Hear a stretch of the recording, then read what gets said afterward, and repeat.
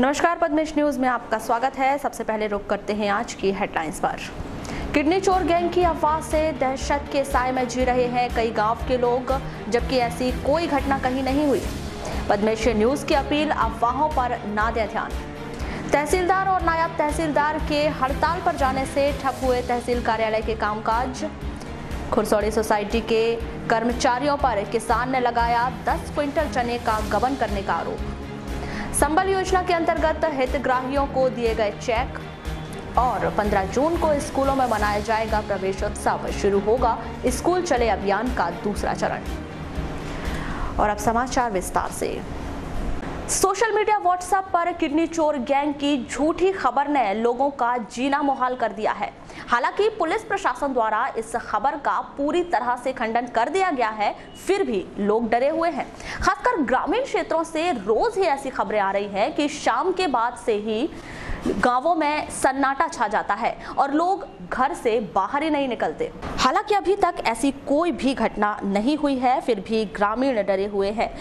गांव से डर की खबर मिलने पर पद्मेश न्यूज की टीम बुधवार को नगर मुख्यालय के पास स्थित ग्राम कुम्हारी पहुंची, तो यहां के लोगों ने बताया कि गांव में अभी तक किडनी चोर वाली कोई भी घटना नहीं हुई है, फिर भी पूरे गांव में डर समाया हुआ है।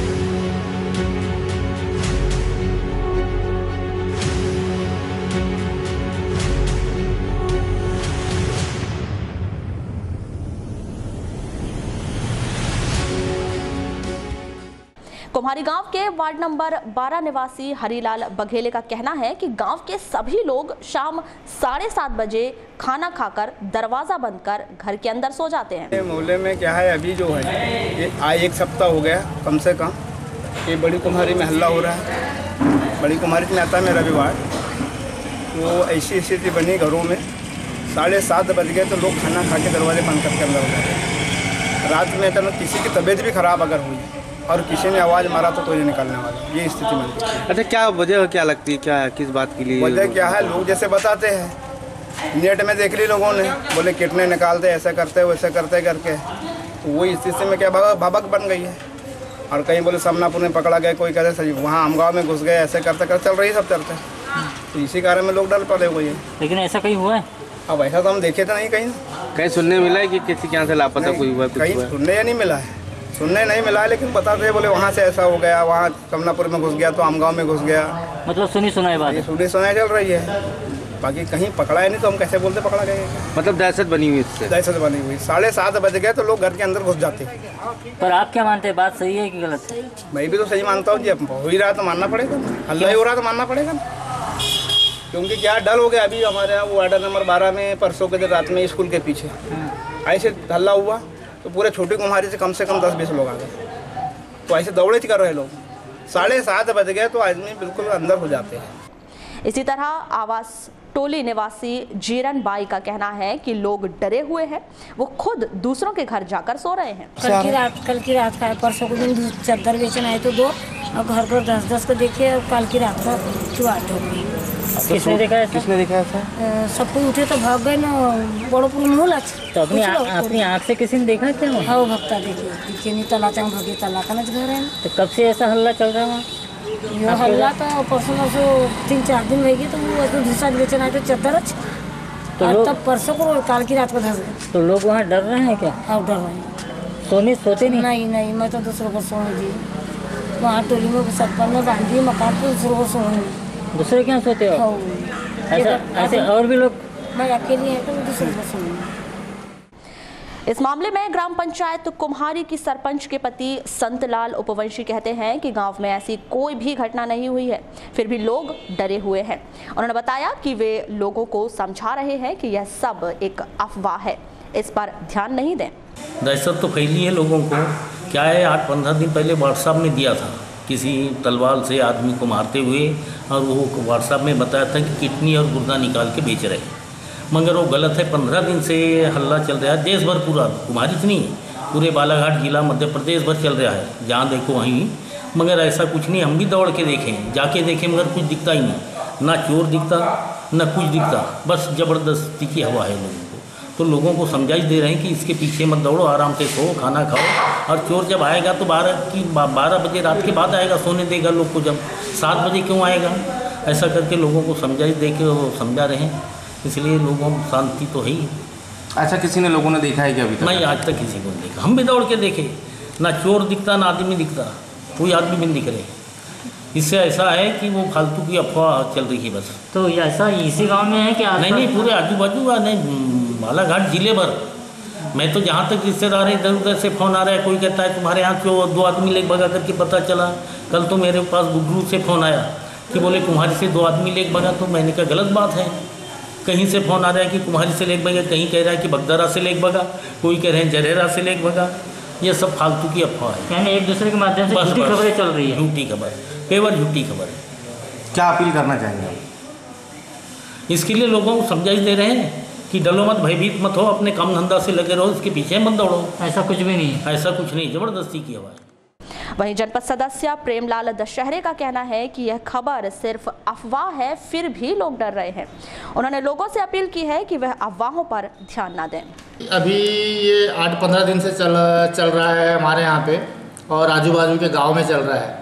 ये किडनी चोरों का जो दहशत चला है गांव में, ये उसके कारण जो है कि पूरे गांव के लोग परेशान हैं, लेडीज़ लोग परेशान हैं, बड़े बूढ़े बुजुर्ग जो है कि जो पहले बाहर सो जाते थे, अब तो वो बाहर भी नहीं सो रहे हैं। तो उस बात को लेके परेशान है वो। एक चल रहा है कि बस कहीं से हल्ला हुआ चोर चोर, तो बस पूरे के पूरे दौड़ लेते हैं गाँव भर वाले। कोई लठ लेके दौड़ रहा है, कोई भारी लेके दौड़ रहा है, कोई कुराड़ी लेके दौड़ रहा है, जिसके पास जो सामान मिलता है उसी को लेके दौड़ जाते हैं। नहीं, ऐसा कहीं कुछ नहीं है, ना कोई किसी को चोर दिखा है, ना किसी को पकड़ा है, ऐसी कहीं से कोई बात नहीं है। और वास्तविकता बात तो ये है कि वो कोई चोर वोर नहीं है, वो एक अफवाह है।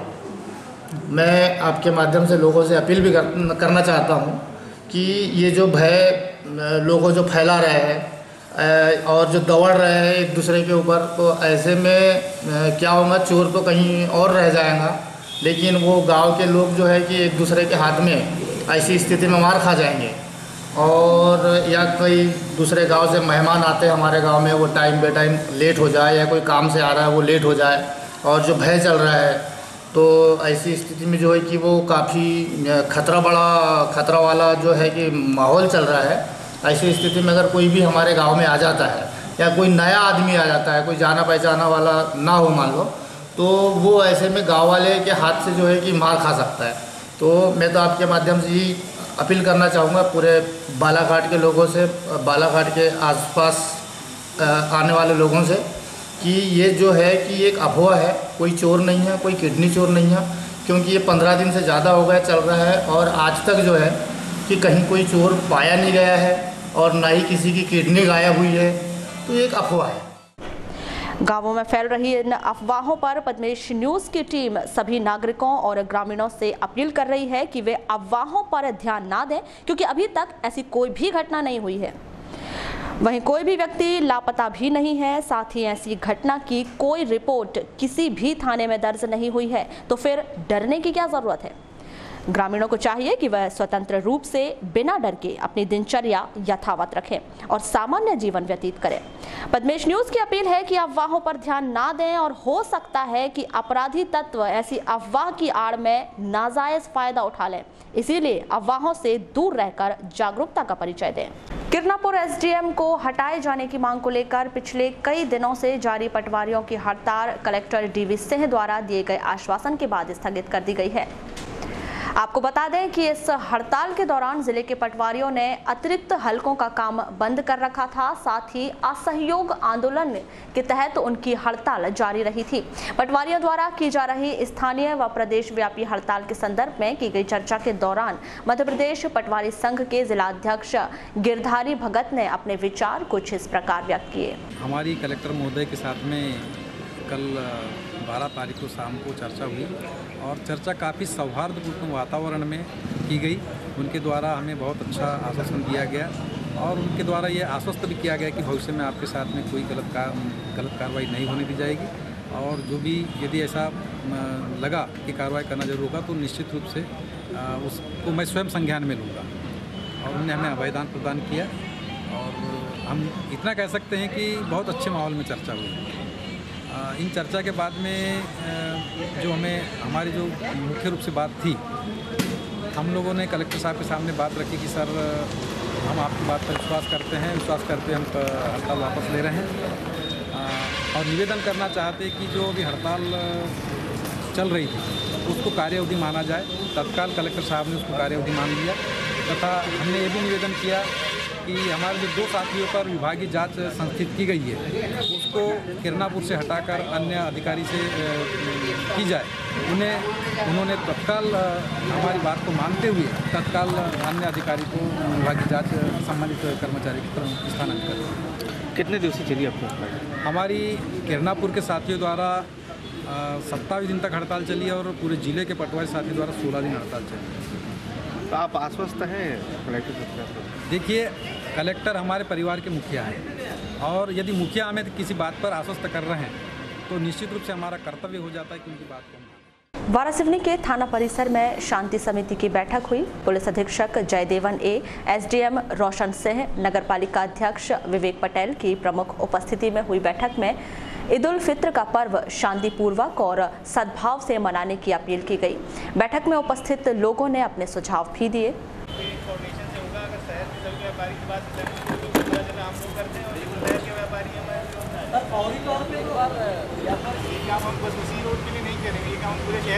वही सर, इसी से रिलेटेड है सर। दीनदयाल चौक पे बस का पार्किंग हुई है।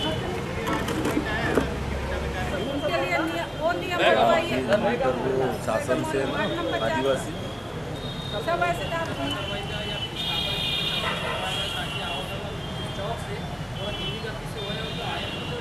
इसको लाइसेंस देना, इसका एक मीटिंग होता है। उस मीटिंग पे आप लोग पार्टिसिपेट करो या बेसिस से पता करो वो मीटिंग कब होता है। इसी दौरान पद्मेश न्यूज से चर्चा करते हुए एसपी श्री जयदेवन ए ने कहा कि अपराधों पर अंकुश लगाना उनकी पहली प्राथमिकता है।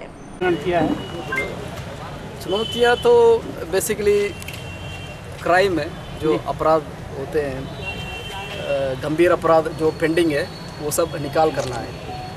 उसके बाद छोटा मोटा लॉ एंड ऑर्डर है। नक्सलाइट जैसी कोई समस्या तो नहीं है जिले में? नक्सलाइट समस्या तो है पहले से, अभी भी है। मतलब बढ़ी है कि घटी है? नक्सलाइट का क्राइम वाइज देख रहे हैं तो जो अपराध घटित होता है नक्सलियों के द्वारा जी, उसमें संख्या में कमी आई है जी जी। तो उन लोगों का मूवमेंट वाइज देख रहे हो तो मूवमेंट में वृद्धि हुई है। मूवमेंट में वृद्धि हुई है क्योंकि बस्तर से उन लोगों का कुछ काडर इस तरफ आए हैं जी जी।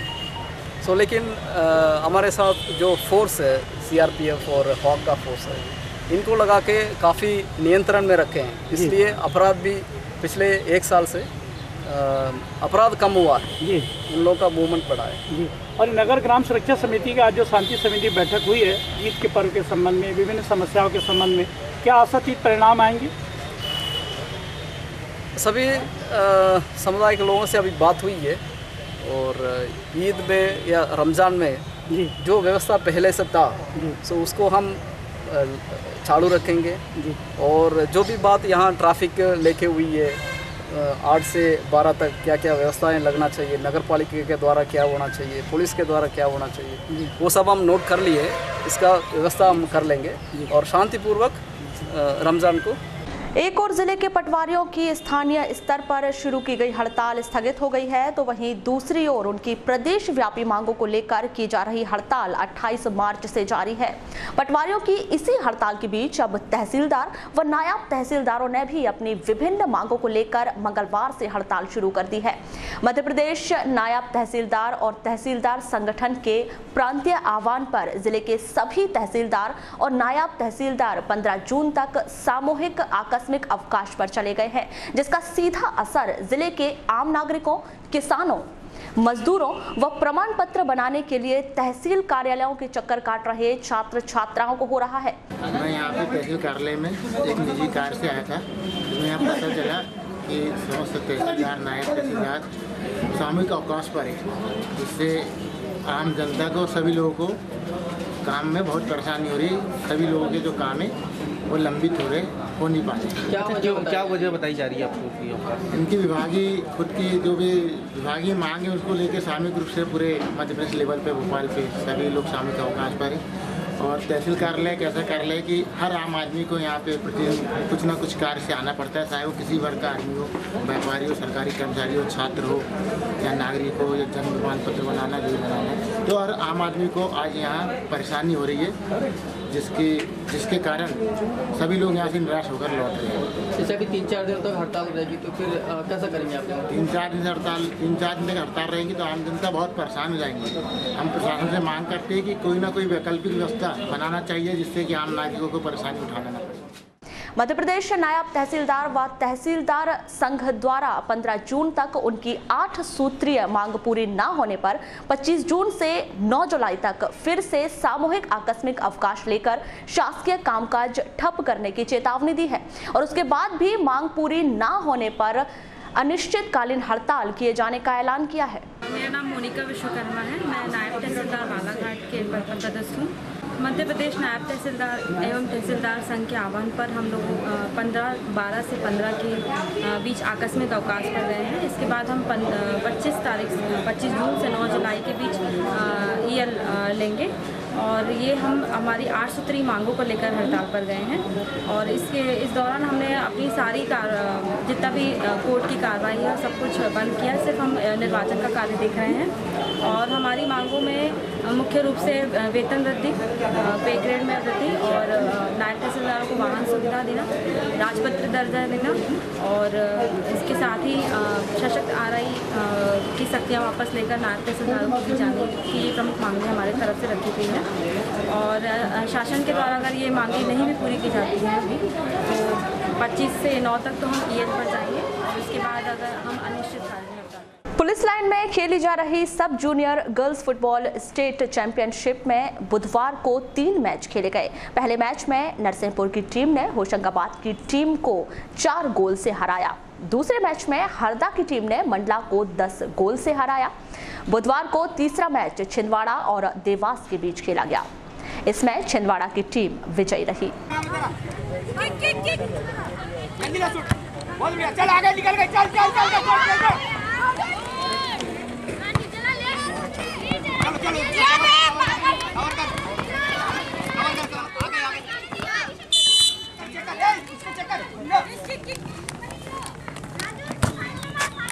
चल बेटा चल, बॉल पे नजर रख, ये बॉल पे नजर रख।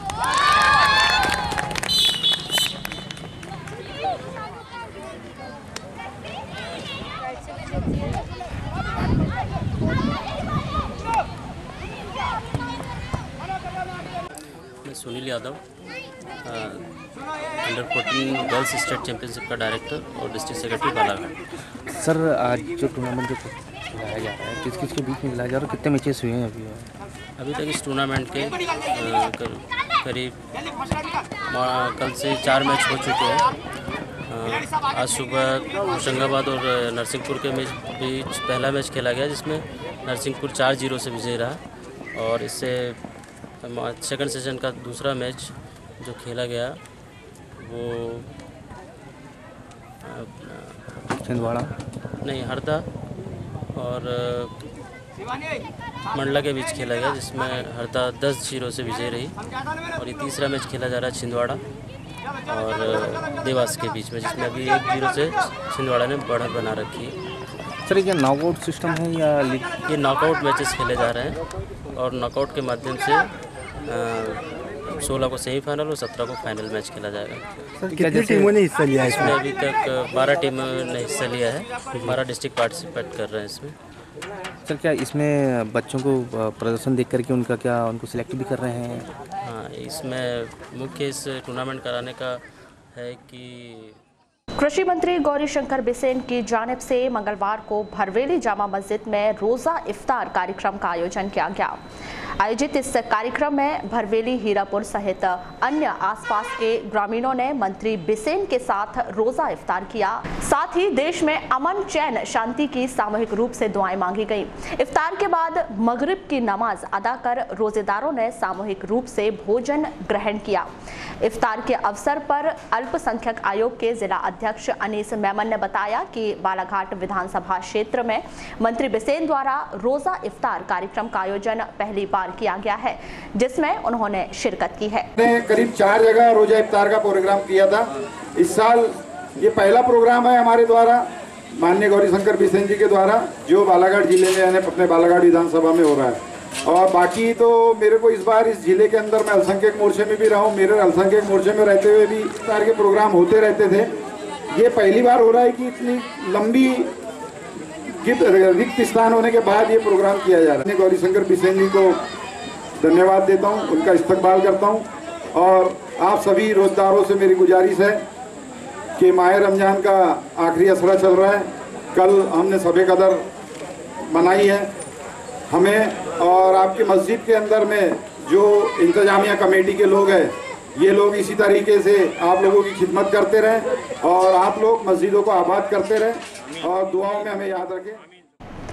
वहीं जामा मस्जिद के वाइस प्रेसिडेंट मोबिन खान ने बताया कि मंत्री बिसेन प्रतिवर्ष रोजा इफ्तार कार्यक्रम में शामिल होने भरवेली जामा मस्जिद आते हैं। 27वें रोजे के अवसर पर ये जो आज इफ्तार पार्टी का इंतजाम किया गया है, ये माननीय हमारे क्षेत्र के लाडले विधायक माननीय गौरीशंकर जी बिसेन के जानिब से रखा गया है। इसके उपरांत भी सभी अलग अलग जगहों पर परसों के दिन, जैसे अभी हमारे अनीस भाई ने बताया कि अंजुमन बालाघाट जामा मस्जिद में भी ये आयोजन रखा गया था, मगर किसी कारणवश मंत्री जी पहुंच नहीं पाए थे। मैं मुस्लिम समाज की ओर से आयोजित इस कार्यक्रम के संदर्भ में की गई चर्चा के दौरान मंत्री गौरीशंकर बिसेन ने बताया कि पवित्र माह रमजान में मुस्लिम समुदाय के लोग निर्जल व्रत रख न सिर्फ मुस्लिम समुदाय के लिए बल्कि पूरी दुनिया में अमन, चैन, शांति और आपसी भाईचारे की दुआ मांगते हैं।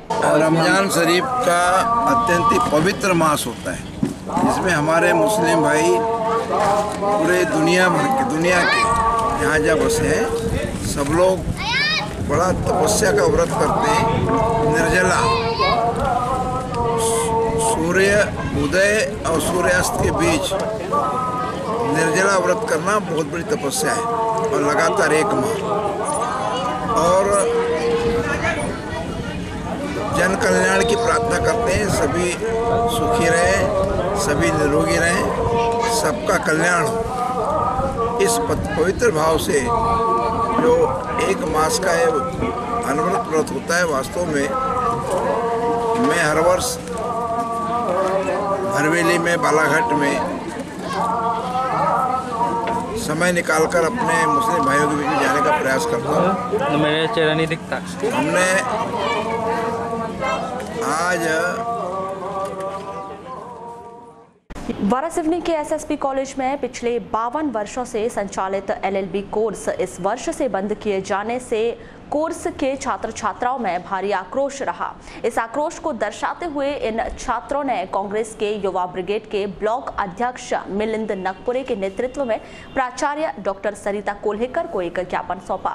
कांग्रेसी नेता मिलिंद नकपुरे ने कहा कि यदि एलएलबी कोर्स शुरू नहीं किया गया तो तीव्र आंदोलन छेड़ा जाएगा।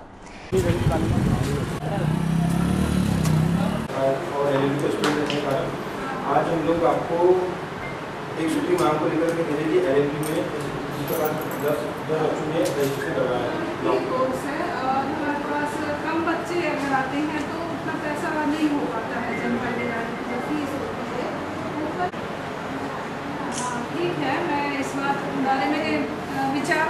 मैं मिलिंद नकपुरे एलएलबी का पूर्व छात्र हूँ। यहाँ एलएलबी किया हूँ मैंने और कांग्रेस युवा ब्रिगेड का ब्लॉक अध्यक्ष हूँ मैं। किस संबंध में ज्ञापन? सर हम लोग आज हमारी मांगी थी कि जिस प्रकार से आप सब लोगों को विगत ज्ञात है कि सबसे पुराना कॉलेज है ला छात्र और लॉ के नाम से इस कॉलेज को जाना जाता है, लेकिन यहाँ पे विगत 1 साल से इस कॉलेज को बंद कर दिया गया है। तो हम लोग सब युवा साथी और सब लोग चाहते हैं कि भविष्य में अच्छा रोजगार के लिए जैसे कोई वकील बनता है, कोई जज बनता है, तो उसको लेकर के आज हम लोग मैडम को ज्ञापन सौंपा है कि एलएलबी क्लास फिर पुनः रूप से चालू कराई जाए। तो क्या कहा उन्होंने? मैडम जी ने कहा है कि ये स्वित्तीय संस्था है, बोले स्वित्तीय यानी से पैसों का निर्माण होता है, बोले इसमें कुछ पैसों की दिक्कत के कारण बोले हम लोग बोले चालू नहीं कर पा रहे हैं बोले। तो मैडम जी से हमने वही प्रार्थना की है कि नियमित जिस प्रकार से 11 लोगों का रजिस्ट्रेशन एलएलबी क्लास में हो चुका है, तो 11 लोग भी बहुत पर्याप्त होते हैं, क्योंकि इससे पहले भी हम लोगों ने एलएलबी किया तो स्टूडेंट की संख्या 5, 7, 10 रहती थी, तब भी एलएलबी क्लासेस नियमित रूप से चलती थी, लेकिन किसी कारणवश मैडम के द्वारा इस क्लास को बंद कर दिया गया, जिससे कि बहुत विकट परिस्थितियों का माहौल। नाम? नरेश कुमार हटवार। कहाँ रहते हैं? ग्राम थानेगांव तहसील वाराणसी। आज महाविद्यालय क्यों आए थे? महाविद्यालय इसीलिए आए थे कि हमको एलएलबी करना है और हमारी आर्थिक स्थिति इतनी ख़राब है कि हम बाहर से नहीं कर पाएंगे। तो यहाँ क्या कहा गया? यहाँ कहा गया है कि यहाँ से नहीं हो पाएगा, क्योंकि जो एलएलबी चालू थी वो बंद कर दी गई है और लड़कों की संख्या ज़्यादा नहीं होने के कारण एलएलबी चालू नहीं कर रहे हैं हम लोग। तो आप कितने लोग ऐसे एलएलबी करना? हम 11 लोगों ने रजिस्ट्रेशन फॉर्म भरवाए हैं, जो करना चाहते हैं यहाँ से, बाहर से नहीं कर पाएंगे हम लोग। एलएलबी क्यों करना चाह रहे थे? एलएलबी इसलिए करना चाहते हैं कि भविष्य को देखते हुए हमें कुछ करना है आगे, इसलिए हम एलएलबी करना चाहते हैं। तो सर नहीं होगा तो फिर क्या करेंगे आप? नहीं होगा तो अब आंदोलन उठाएंगे। आंदोलन तो हाँ, हाँ कुछ ही तो करना ही पड़ेगा। इसके पहले चालू था यहाँ पे? हाँ इसके पहले चालू था, पुराना कॉलेज है, अचानक बंद कर, ये तो नहीं पता हमको अचानक क्यों बंद कर दिया गया है। बच्चों की संख्या नहीं होने के कारण बंद कर दिया बोल रहे थे। इस मामले में प्राचार्य डॉक्टर कोलेकर का कहना है कि यह कोर्स पूरी तरह से ऑटोनॉमस है, कम छात्र होने के कारण वित्तीय व्यवस्था नहीं हो पाती, इसीलिए कोर्स बंद किया जाता है। मिलिंद नकपुरे और उनके कुछ साथियों ने आवेदन दिया है, ज्ञापन सौंपा है, तो एलएलबी फर्स्ट ईयर में एडमिशन के लिए। उनका कहना है कि हमारे पास 10 स्टूडेंट हैं एलएलबी करना चाहते हैं, पर यहाँ बंद क्यों कर दिया गया मैडम? चूँकि ये कोर्स वित्तीय कोर्स है और बच्चों की जो फीस आती है, कम बच्चे होने के कारण कम फीस आती है, और जिस फीस से हम यूनिवर्सिटी का एफिलिएशन फ़ीस नहीं दे पाते हैं और बार काउंसिल को जो पैसा दिया जाता है वो भी नहीं हो पाता है, प्लस फिर साल भर जो पढ़ाई होनी है, टीचर्स की जो हम नियुक्ति करते हैं, टीचर्स को जो प्रॉपर सैलरी देना होता है वो नहीं हो पाता है। इसलिए इस कारण से अभी बीच में ये कक्षाएँ मतलब ब्रेक हो गई थी। मैडम इसके पूर्व संचालित हो गई कक्षाएँ, हाँ, और ये अचानक बंद करना था। छात्रों की संख्या एकदम से कम हो गई है ना, कम छात्र संख्या होने के कारण फीस कम आई, पैसे कम पड़ गए, और उस पैसे में फिर कक्षाएं संचालित करने में हमको बहुत ज़्यादा दिक्कत आने लग गई, यूनिवर्सिटी को एफिलिएशन फ़ीस देने में दिक्कत आने लग गई। इस वजह से फिर ये मतलब हुआ कि ये कक्षाएँ ही हमने फिर बीच में ब्रेक कर दिया। मैडम शासकीय कक्षाएँ प्रारंभ करने के लिए क्या प्रयास किए गए? शासकीय कक्षाओं के लिए अब शासन स्तर से ही होगा, शासन जब चाहे तब होगा। जानकारी तो हर बार भेजी जाती है कि ये कक्षाएं हमारी स्वित्तीय पाठ्यक्रम से संचालित है, सोशियोलॉजी भी शास्त्र। इस मामले में पूर्व विधायक प्रदीप जायसवाल का कहना है कि यदि भाजपा विधायक थोड़ी सहायता कर दे तो एलएलबी कोर्स शुरू हो सकता है।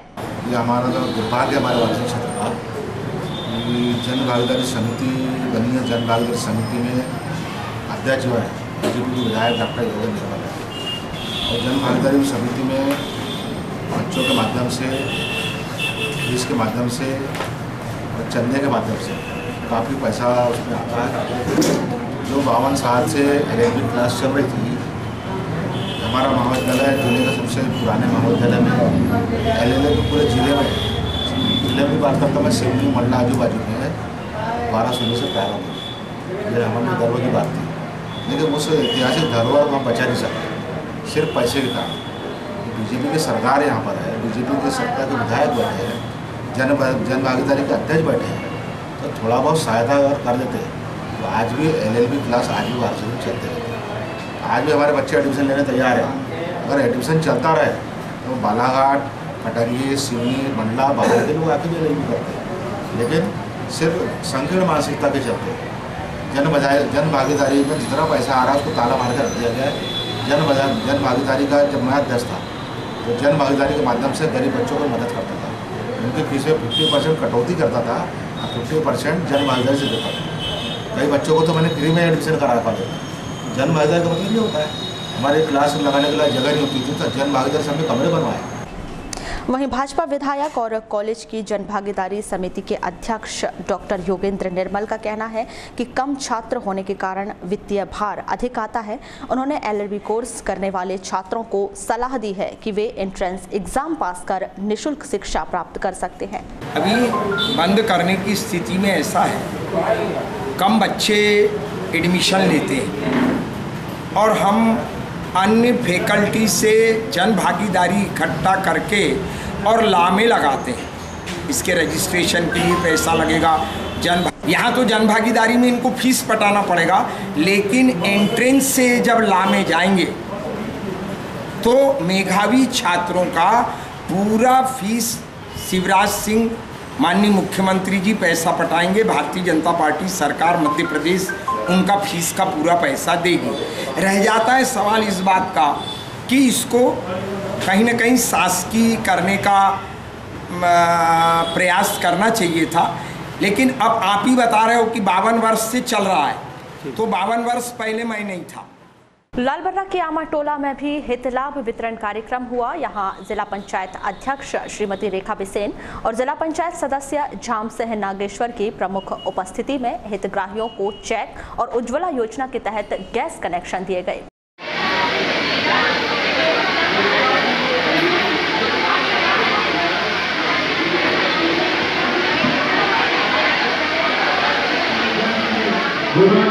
और वह अमल में आ गया। अब हमारी विधवा बहनें चाहे बीपीएल में कार्ड ना हो फिर भी उन्हें नहीं मिल पाता, इसलिए सब लोग अपने अपनी जिम्मेदारी समझकर उन्हें इंदिरा का लाभ पहुंचाए। काफी वक्त है, मैं अपनी बातों का विराम देता हूँ। जय हिंद, जय भारत। काम कर रहे कि नहीं कर रहे। अब जो अच्छा करता है उसके पीछे कोई मतलब कई प्रकार की अलग-अलग बातें करते हैं। मुझे तो समझ में आ रहा है ना कि सरकार अच्छा काम कर रही है। आज देखो माननीय मोदी जी इस देश के प्रधानमंत्री बने, तो प्रधानमंत्री बनने के बाद गरीब लोगों का पहले खाता नहीं रहता था क्या? नहीं रहता था। तो भी समर्थन मूल्य के 4500 रुपए के भाव से हमने चना बेचे कि नहीं बेचे? और उसके बाद में अभी गेहूँ भेजे तो गेहूँ के ऊपर 265 रुपए समर्थन मूल्य सरकार ने अभी परसों नरसों 10 तारीख को हम किसानों के खाते में पैसे जमा करें। बहुत सारे लोग अब पूछना घर के लोगों को जिसने गेहूँ बेचा होगा, जिसने उनको पूछना। आपको बता दें कि इस कार्यक्रम में जनपद अध्यक्ष श्रीमती किरण मरावी भी उपस्थित रहीं, लेकिन उन्हें उद्बोधन के लिए नहीं बुलाया गया। इस पर उन्होंने जमकर सीईओ को खूब खरी खोटी सुनाई। श्रीमती मरावी का कहना है कि उनके साथ भेदभाव किया जा रहा है।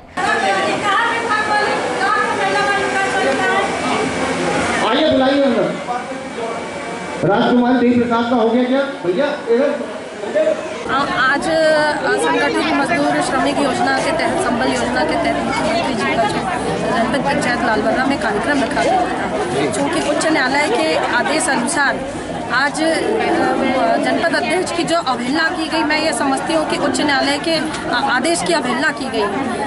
जनपद पंचायत सीईओ को मेरे दिए निर्देश अनुसार बताने के बावजूद भी उन्होंने प्रोटोकॉल का पालन नहीं किया और ना ही महिला बाल विकास और स्वास्थ्य विभाग की तरफ से यहाँ पे अधिकारी कर्मचारी उपस्थित नहीं थे और अव्यवस्थाओं का बहुत ही आलम यहाँ बना। मैं आप जैसा कह रहे हैं कि मतलब तो कहीं ना कहीं आपके पद की गरिमा का हनन हुआ है। बिल्कुल, मैं यही कहना चाहती हूँ कि उच्च न्यायालय के आदेश अनुसार। क्या लग रहा है इसके पीछे, क्या कुछ दबाव में है सीईओ? अब यह मुझे ऐसा तो लग रहा है कि या उन्होंने अपनी मंशा से किया या दबाव से किया, ये वो खुद बेहतर बता सकेंगे। पर कार्यक्रम तो जनपद पंचायत का था। कार्यक्रम जनपद पंचायत लालबर्रा का था। अध्यक्षता आपकी थी? अध्यक्षता हमारी थी और उसके बाद भी प्रोटोकॉल का मेरे कहने के बावजूद भी पालन नहीं किया। अब आगे क्या कार्रवाई कर रहे हैं आप? आगे मैं उच्च महोदय को अपनी ज्ञान द्वारा उन्हें निर्देशित करना चाहूँगी। वहीं जनपद पंचायत के मुख्य कार्यपालन अधिकारी गायत्री कुमार सारथी ने अपनी सफाई कुछ इस तरह से दी। आज मुख्यमंत्री जन कल्याण योजना, जिसको संबल योजना कह रहे हैं, उनके जो पंजीकृत हितग्राही हैं उनको या उनके जो यदि हितग्राही मृत हो गया जो वारिस है तो आज किताब का वितरण किया गया है। ये कार्यक्रम किनके माध्यम से करवाया गया? ये जनपद की तरफ से कार्यक्रम कराया गया, जनपद पंचायत की ओर से। ऐसा है मतलब जनपद अध्यक्ष जो है आदिवासी जनपद अध्यक्ष जनपद, उनका कहना है कि प्रोटोकॉल का उल्लंघन करते हुए सीओ साहब ने मुझे मंच पे उद्बोधन के लिए नहीं बुलवाया, जबकि अध्यक्षता मेरी थी। लेकिन मैंने किसी को रोका नहीं है मंच पर आने के लिए, किसी को मैंने बात करने के लिए नहीं रोका है। नहीं, परंतु जैसा एक रूटीन रहता है कि जब कोई कार्यक्रम होता है तो बाकायदा आमंत्रित किया जाता है कि अध्यक्ष मैडम को आमंत्रित किया जाता है कि वे आके अब अपने 2 शब्द रखें। उन्हें आमंत्रित नहीं किया गया। सभी बच्चे परेशान हो रहे थे, जो छोटी बच्चों को लेकर माताएँ आ रही थी, तो पहले ये तय किया गया कि हितग्राहियों को हित लाभ वितरण कर दें, इसके बाद बोलने का क्रम चलता रहेगा। तो हित लाभ वितरण के समय नहीं, पर चूंकि जनपद अध्यक्ष एक प्रकार से जनपद की मुखिया है आज की डेट में, और मतलब आपको उनको लेके मतलब आपके और उनके बीच में जो अंडरस्टैंडिंग है वो उसी के माध्यम से जनपद चल रही है। हितग्राहियों को हम वितरण कर रहे थे जी, उसी में जो चली गई। नहीं, उनका कहना है कि भाई जिला पंचायत सदस्य को उन्होंने आमंत्रित किया बोलने के लिए और भी दूसरे लोगों को बुलाते रहे, लेकिन अध्यक्ष को उन्होंने नहीं बुलाया और ना ही ऐसा कुछ कहा कि हम आपको भी आमंत्रित करेंगे, ऐसा भी उनके द्वारा नहीं कहा गया। ऐसा कहना है किसके द्वारा नहीं कहा? अध्यक्ष के द्वारा कहा जा रहा है कि आपने उनको ये भी नहीं कहा कि हम आपको भी आमंत्रित करेंगे। मैं कहाँ बुला रहा था भाई किसी को, वो मतलब ये कार्यक्रम आयोजक की गलती है। नहीं, जो वो है एक एक करके क्रम से बुला रहे हैं, वो क्रम से कार्यक्रम शासकीय है कि राजनीतिक कार्यक्रम? शासकीय है भाई। वारासिवनी के अंबेडकर भवन में जनपद पंचायत के तत्वाधान में संबल योजना अंतर्गत हित लाभ वितरण कार्यक्रम हुआ। यहां विधायक डॉक्टर योगेंद्र निर्मल और जनपद अध्यक्ष चिंतामन नगपुरे की उपस्थिति में हितग्राहियों को चेक प्रदान किए गए। आपको बताना चाहता हूँ, पहली बार किसी सरकार शिवराजपुर की सरकार, आपके बच्चे प्रेगनेंसी रही 4, मुफ्ती साहब प्रेगनेंसी रही 4 और डिलीवरी के बाद मेरे पेटू पत्ता तोड़ने वाले भाई बहनों को इतनी तकलीफ है, इनको चारों पालन करो। इस मध्य प्रदेश में जब पंचायती राज की परिकल्पना को लागू किया गया, तब से आज तक हर योजनाएं निरंतर जारी है और हर योजनाओं का लाभ भी भिन्न भिन्न है। जो भी व्यक्ति उन योजनाओं का लाभ लेने के लिए अपनी भावनाओं को और उस क्राइटेरिया में जो आते हैं वह लेने के लिए तत्पर रहता है, उनको उस योजनाओं का लाभ सुनिश्चित मिलता है।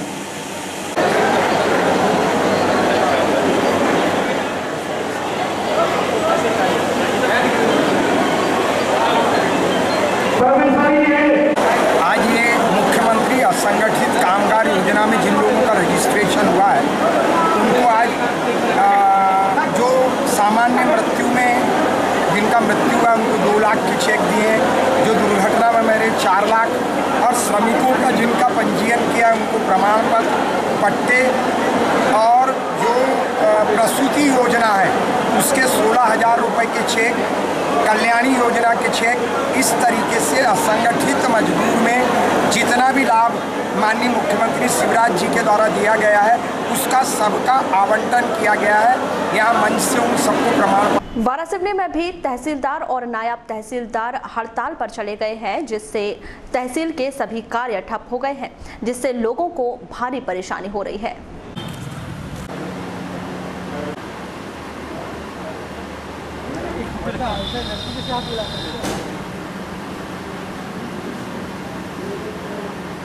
किस काम से आया था तहसील कार्यालय?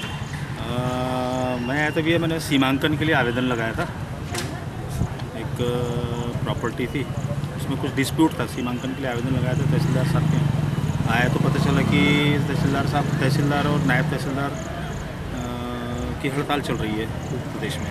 तो जैसे हड़ताल चल रही तो किस तरह से परेशानी हो रही है, जैसे यहाँ राज्य संबंधित आ रहे होंगे? परेशानी तो बहुत हो रही है। एक्चुअल होता क्या है, देखिए ये जो समय होता है, ये समय में किसान लोग अपनी ज़मीनों को बेचते हैं। थोड़ा छोटे मोटे जो विवाद रहते हैं उसके चलते कोई सीमांकन के लिए आवेदन लगाता है, किसी को खसरा चाहिए, किसी को नक्शा चाहिए। अभी किसानी कार्य भी शुरू होने वाला है, बारिश शुरू हो चुकी है, तो किसान जब केसीसी बैंकों के माध्यम से, सोसाइटी के माध्यम से अपनी जब बनवाता है तो उसको सारे डॉक्यूमेंट्स यहीं से लगते हैं, खसरा, नक्शा, किस्तबंदी और भी बहुत सी चीज़ें हैं, ज़रूरी चीज़ें। तो जैसे बहुत से ऐसे केसेस हैं जो तहसीलदार साहब के यहाँ पेंडिंग पड़े हुए, लेकिन इस प्रकार से अगर हड़ताल रहेगी तो उनका निराकरण समय पर नहीं हो पाएगा और जो आम जनता है उससे वो परेशान होगी। अखिल भारतीय विद्यार्थी परिषद के प्रांत मंत्री सत्येंद्र पटवा 13 जून को वारासिवनी पहुंचे, जहां उन्होंने एबीवीपी के कार्यकर्ताओं की बैठक लेकर आवश्यक निर्देश दिए।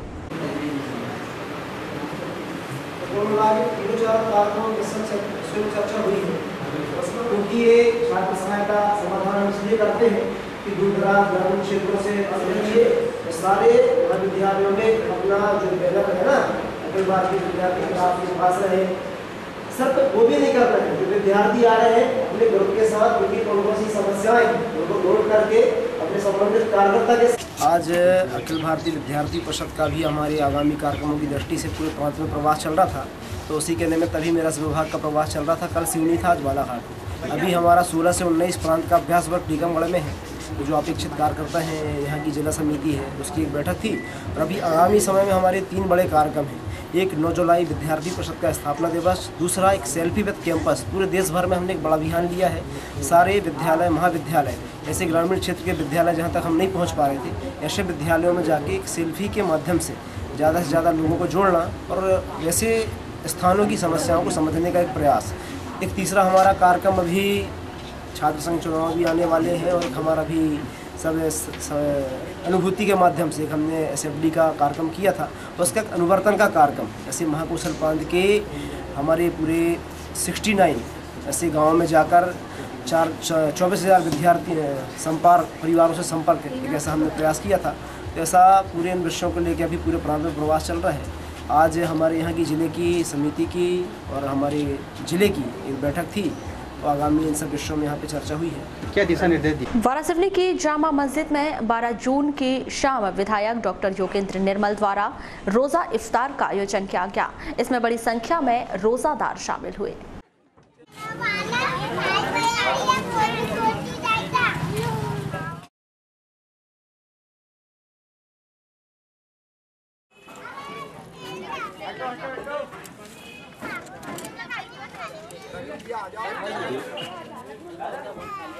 आज 27वीं सप्ताह है ये रमज़ान के महीने की, और आज यहाँ अपन ने रोज़ा अफ्तार पार्टी की सभी लोगों के साथ बैठ कर के, और यहाँ पर जो अपने मौलाना हैं उनका अपन ने इस्तकबाल भी किया।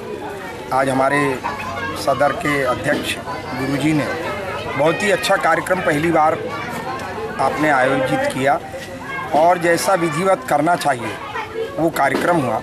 आज सबके बीच बैठ कर के पर एक संदेश है ये कि हम सब एक हैं, जैसा हमारे माननीय मुख्यमंत्री आजकल हाथ उठा करके सबके हाथ में हाथ डालकर बोलते हैं कि हम सब, कोई भी समाज हो, हम सब एक हैं, और इस एकता को आगे ले जा करके अपन भारत को वैभवशाली बनाएंगे, ये संदेश। चलते चलते एक नज़र आज के हेडलाइंस पर एक बार फिर। किडनी चोर गैंग की अफवाह से दहशत के साए में जी रहे हैं कई गांव के लोग, जबकि ऐसी कोई घटना कहीं नहीं हुई। पद्मेश्वर न्यूज़ की अपील, अफवाहों पर ना दें ध्यान।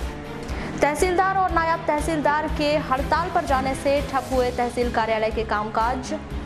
खुरसौड़ी सोसाइटी के कर्मचारियों पर किसान ने लगाया 10 क्विंटल चने का गबन करने का आरोप। संबल योजना के अंतर्गत हितग्राहियों को दिए गए चेक। और 15 जून को स्कूलों में मनाया जाएगा प्रवेशोत्सव, शुरू होगा स्कूल चले अभियान का दूसरा चरण। तो आज बुलेटिन में बस इतना ही। अगली न्यूज़ बुलेटिन के साथ फिर मुलाकात होगी, तब तक के लिए नमस्कार।